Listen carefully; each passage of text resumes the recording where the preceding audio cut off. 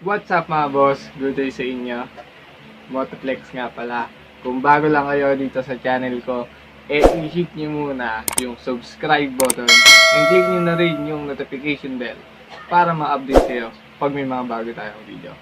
So ayan mga boss, today may mga ikakabit lang tayong pyesa or mga accessories sa motor natin sa Mio 1. So yung mga ikakabit nating pyesa ngayon mga boss, yung mga accessories na ikakabit natin sa Mio 1 ko ay pang Thai concept. So ipapakita ko sa inyo mga boss kung ano yung mga yon. Then sasabihin ko sa inyo kung magkano bili ko. Then sasabihin ko din mga boss kung saan-saan ko nabili yung mga ikakabit natin ngayon. So kung mapapanood nyo yung last video ko mga boss, which is yung sinop natin yung stock mags, tapos nirepin ko yung hub nung ating rim set. Kung di nyo pa napapanood yung video ko na yon, puntahan nyo na lang sa channel ko. Sinap ko yung stock mags ko sa rim set, tapos nirepaint ko yung hub. So ngayon napatorno ko na siya. Isasabay din natin ikabit yun mga boss. Mamaya papakita ko sa inyo. Then sa last video ko, sinabi ko na papakita ko yung sticker. So nakalimutan ko ipakita yung sticker natin mga boss na pinagawa ko. So ito pakita ko muna sa inyo. So ayan. Ayan mga boss yung sticker na pinagawa natin. So kung gusto niyo na ito, humingi lang kayo sa akin pag nakita niyo ako sa daan. Ayan, libre lang naman to, wala tong bayad mga boss. So ayan mga boss, mag-intro muna tayo. Tapos pakita ko sa inyo isa-isa yung mga ikakabit natin sa Mio 1 natin.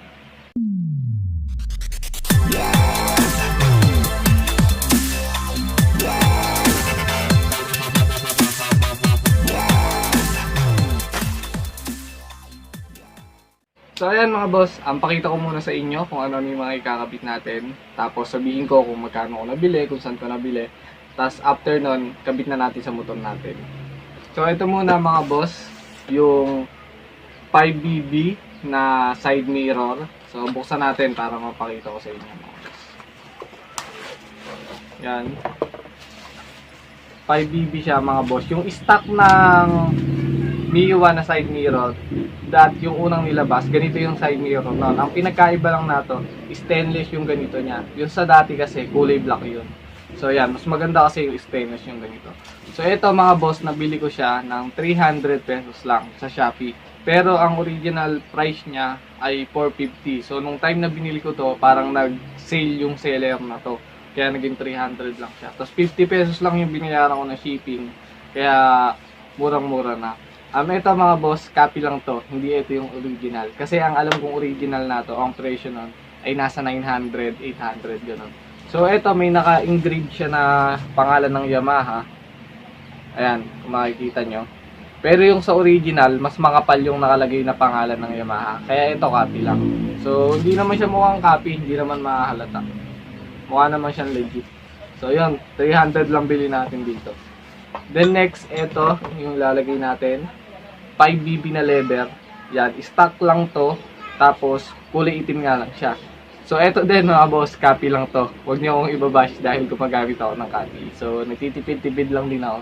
Huwag niyo akong ibabash mga boss. So, yan, copy lang to mga boss. Dito ko to nabili sa Cabanatuan. Sa may NE, dun sa malapit sa palengke, sa may taas ng NE. Yun. Malapit kung taga dito kayo sa Cabanatuan. Alam niyo naman na siguro yun. So, eto, nabili ko to. 120 pesos, dalawa lang. Yan, hindi naman siya mukhang copy. Same naman siya ng orig. Pero yung original na ganito mga boss, yung 5BB talaga na leather, ang presyo nun nasa 600 to 700. Nasa ganun yung presyo nun eh. Depende sa mabibilan nyo. So, ayan, 5BB. Maganda kasi mga boss pag ganito yung nakalagay sa Mio 1. Pati yung side mirror. So, next na ilalagay natin mga boss is ito. Yan. Ito original to mga boss. Yan. Nakabili tayo ng orig kahit pa paano. Helmet hook to mga boss na revolver. Ayan. Heng yung tatak niya mga boss. Ito nabili ko to 450 sa G-Racing. So, lang trip na trip ko lang talaga maglagay ng ganito kasi nagagandahan talaga ako sa kanya. Kung makikita nyo yung nakapalibot sa kanya na bolts, golden. Kaya talagang nagagandahan ako. Ito nga lang, yung nakalagay na tornilyo sa loob. Hindi siya gold. Ayun yung nasa likod, makikita nyo.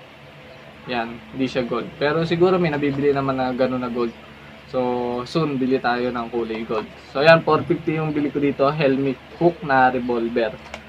Then, Then yung sunod na ikakabit natin, ayan, maglalagay tayo ng emblem mga boss. Kulay gold yan, urig emblem ng Yamaha. Ayan mga boss, 5TL yan. Ayan. 100 pesos lang to. Kung taga dito kayo sa Cabanatuan, nabili ko to kay ESB. Pero sa mga Yamaha, sa mga store ng Yamaha, may tinda silang ganito. Hindi ko lang alam kung meron ding gold. So, ayan, nabili ko to kay ESB dito sa Cabanatuan. 100 pesos lang siya mga boss. Ayan, emblem. Then, yung last na ikakabit natin mga boss is eto. Ayan, yung rim set natin mga boss. Napatorno ko na siya kanina. Natorno ko na para maikabit na natin. So ayan, ito yung nirepaint ko mga boss. Kung hindi nyo pa napapanood yung video ko na nagrepaint ako na to, check nyo na lang sa channel ko mga boss. Makikita nyo doon kung paano ko to nirepaint. Yan, kulay itim kasi to nung nakuha ko. So ayan o, ayan yung kulay niya. Yun, kakabit natin to mamaya mga boss. Papakita ko sa inyo kung paano magkabit ng rim set, kung paano tanggalin yung mags nyo, kung naka-stock mags pa kayo, kahit anong mags pa, tatanggalin natin, papakita ko sa inyo kung paano. So ayun lang, ayun yung mga ikakabit natin ngayon. So papakita ko yan sa inyo. Then papakita ko sa inyo yung magiging itsura ng Miyuwa natin. So gagawin natin siyang Thai concept mga boss. Trip na trip ko talaga yung Thai concept. Gandang ganda ako sa concept na yun. Kaya yun yung gusto kong gawin. Madami pang kulang sa motor. So kukumpletohin natin lahat yan mga boss. Papakita ko sa inyo yung mga ilalagay natin sa motor natin. So ayan mga boss, hindi na natin papatagalin, kakabit na natin itong mga to para makita ko na din sa motor ko. Sobrang tagal na natong nakatenga, hindi ko pa kinakabit. Kasi nga gusto kong gawin ng video para maipakita ko sa inyo mga boss. So ayan, baba muna ako mga boss para maikabit na natin to. So ayan mga boss, ang una natin ikakabit itong lever. Yan yung kulay black. So papalitan natin to. Stock tong nakalagay na to. Yan, galing semplang sa pinsan ko. So, para makabit natin to mga boss, kailangan natin tanggalin etong tornilyo na to sa ito, yung sa may batok. Yan, dalawa. Tapos, ganoon lang din sa kabila. Isa, tapos ayun, dalawa. Bali, 4 na bolts. Tatanggalin natin itong kaulin para dito, may kabit natin yung lever para matanggal natin to. Dito kasi sa kabila, matatanggal na. Ayan, nakalabas yung bolts. Pero dito, ayan, natatakpan siya ng kaulin yung bolts, kaya hindi natin matatanggal. Obligado, alisin natin tong kaulin. So ayan, alisin muna natin mga boss. 4 na bolts lang yan. Tanggal na yung kaulin natin.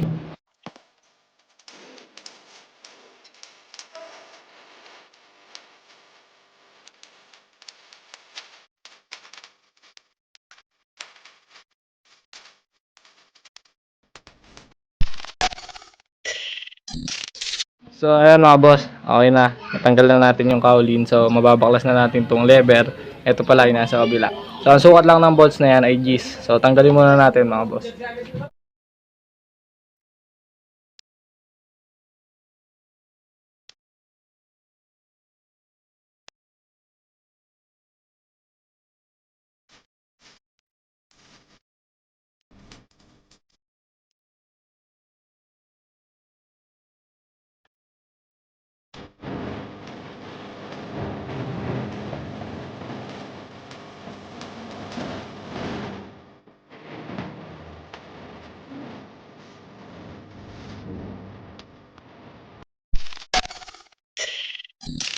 So ayan mga boss, okay na yung lever, naikabit na natin.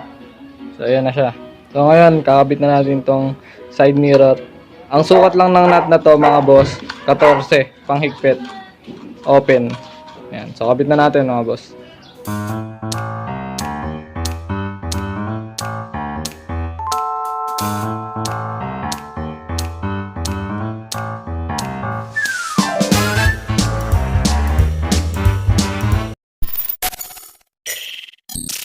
So ayan mga boss, okay na, nakabit na natin yung side mirror.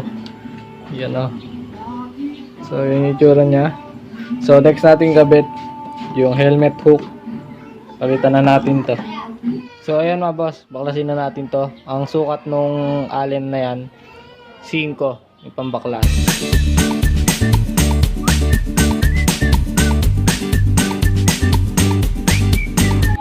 So ayan mga boss, kabit na natin tong hook na revolver. So ito may kasama siyang bushing, parang bushing na adapter. Kailangan ilagay nyo to para sagkuhan niya dito sa may pinakabutas. Yan, papasok nyo lang. Kasama naman na to pag binili nyo itong revolver. Kabit na natin mga boss.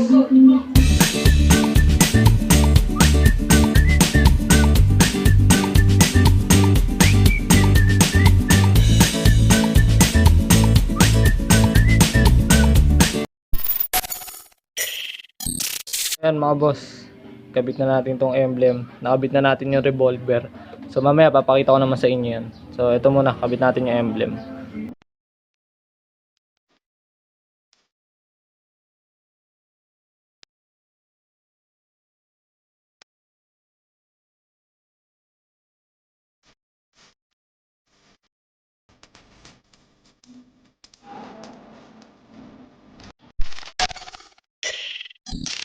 Mga boss, baklasin muna natin tong ang sukat na to 14, tapos ito 17. So yan, 14, 17. So tanggalin na natin mga boss para makabit na natin yung rim.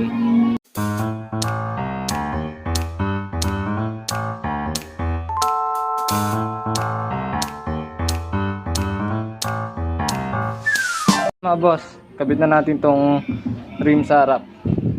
Yan.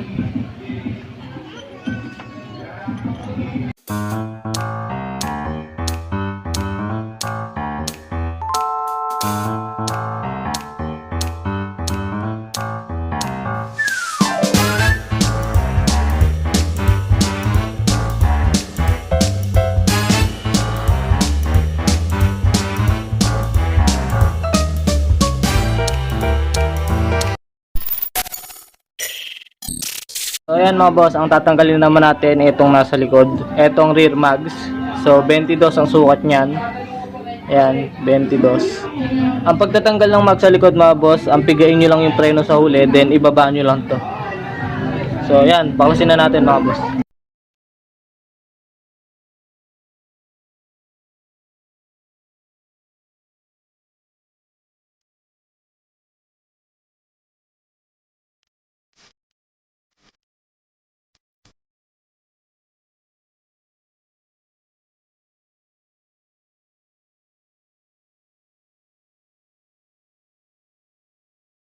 Boss, okay na, nakabit na natin yung... So, pupunta na lang ako sa joggingan mga boss para maipakita ko sa inyo lahat ng kinabit natin. So, para maganda yung place natin.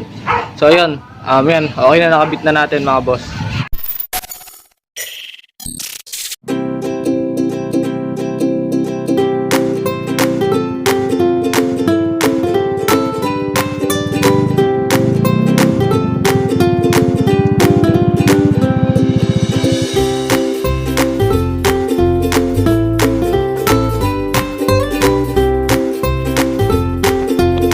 What's up mga boss? Andiyan pala kayo mga boss. So ayan mga boss, nandito na tayo sa phase 2. So naikabit ko na yung mga kailangan na natin ikabit sa motor ko. So papakita ko sa inyo isa-isa yung mga kinabit natin. So ayan, pakita ko na sa inyo mga boss, mainit dito mga hayop. Ala ko, may nakapesto na naman doon sa pesto natin, sa may puno na akasya. Kaya hindi ako doon nakapesto mga boss. So ayan, wait lang mga boss, pakita ko na sa inyo yung mga kinabit natin dito sa ating Miyuan. Hindi ko na ipakita kahapon kasi pangit dun sa bahay. Maraming nag-iinuman, mga tumutugtog-tugtog, sound trip, mga copyright tayo. Kaya hindi ko na dun ginawa yung video, dito na lang. So ayan, wait lang mga boss.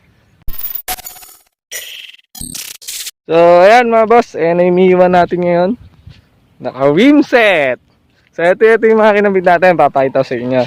Ito yung 5BB na side mirror, copy lang yan mga boss.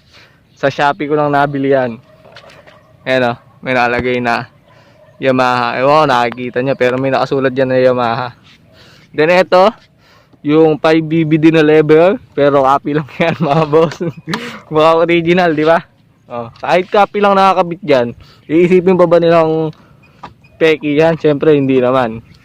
Then ito, yung emblem, ayan, nakabit na natin. Pag bumili kayo ng emblem, mga boss, may kasama na yan 3M. Ididikit nyo na lang. 100 lang yan. Meron silver, meron gold. Tapos meron yung jelly. Yung jelly, maganda mga boss, na emblem. Pero wala kaming makakitang ganun, kaya ayun na lang.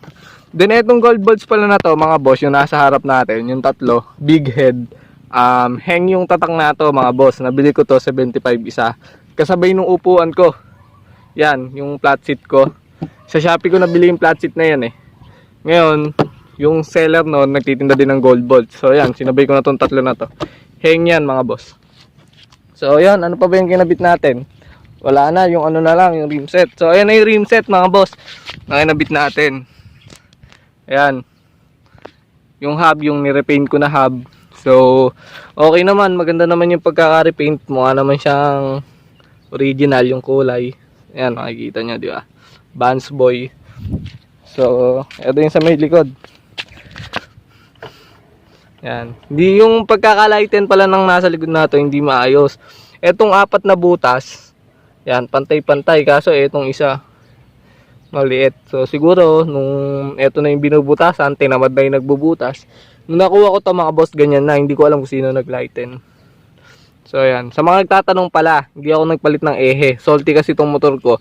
Hindi ako nagpalit ng ehe. Nilagang ko lang siya ng washer. Yung dalawang bearing ng swing arm, ayan, sinalpak ko. Tapos yung nagdagdag ako ng 5 washer para humigpit yung nut. So, ayan, ganyan lang ginawa ko. Pero siguro baka magpalit ako ng ehe kasi pangit tingnan eh. Saka bala kong magpalit ng ng bolts na to, yung gold. Yung rear nut na gold yung malaki. So, kung niya ko ilalagay, pangit tingnan. So, ayan na yung Mio Salty natin mga boss. Napakarami pang kulang. Ito pa pala. Yung revolver hook. So, ayan Ayan yung revolver hook mga boss. Quality, ganda mga boss. Hang yan, hang yung tatak, 450. Sa G-Racing ko to nabili mga boss sa may Bantog Bulalo dito sa Cabanatuan. Maraming piyesang tinda doon. Kung gusto nyong maka-score, pumunta na lang kayo doon. So ayan, ayun na yung motor natin mga boss. Sobrang dami pang kulang yan. Kaso medyo kinakapos na tayo sa budget. Wala na tayong budget kaya hindi ko pa mabili yung mga gusto ko pang idagdag. Pero marami pa akong binili na in-order, mga parating pa lang. So gagawin din natin ng video yun, mga gold balls, basta yun, maraming gold balls yun mga boss. Papakita ko sa inyo pag kinabit natin. So ayan na siya ngayon mga boss. Yung Salty natin, yan na ngayon yung itsura. So ang bala kong gawing concept dito, Thai concept mga boss. So kung may gusto ko yung idagdag na pwedeng ilagay natin o may sasuggest kayo, comment kayo sa baba mga boss. Try natin ilagay sa motor ko. So ayan na siya. Tai-tai na yung itsura niya. So, nakikita nyo, madungis pa yung motor natin. Ayan puro putik pa yung footboard. Yung fender sa likod. Hindi ko pa kasi nalilinis. Saka ako nalilinisin. So, ayan, mga boss.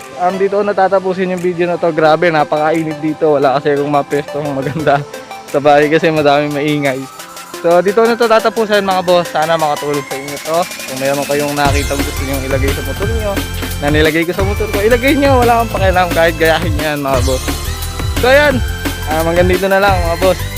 So hintay-hintay na lang kayo sa mga susunod pa nating upload. Marami tayong gagawing video mga boss para dito sa motor natin. So ayan, maraming thank you mga boss. Huwag nyo kalimutan mag-subscribe. Konting-konti na lang, 15k subs na tayo mga boss. Maraming thank you mga boss. Please like, comment, and subscribe mga boss. Lagi kayo mag-iingat mga boss. Always ride safe. Peace out. Peace!